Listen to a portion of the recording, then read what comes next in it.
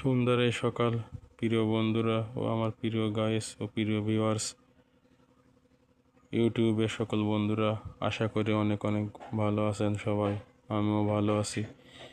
এই যে চিত্র দেখতে পাচ্ছেন, গত কয়েকদিন আগের বৃষ্টিতে কাদা জলে ধান নষ্ট হয়ে গেছে অনেক জায়গা। সেই ধান কাদা বৃষ্টির মধ্য দিয়ে নিয়ে যাওয়া হচ্ছে।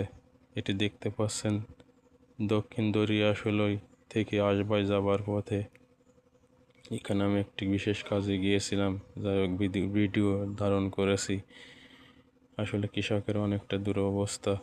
শুধু দক্ষিণ দরিয়াশুলই নয়, আরও এখনও অনেক অনেক জায়গায় ধান রয়েছে, যা বিলি বা খালের শাসিতে অনেকটা দূরবর্তী মাঠে নিচে জায়গা।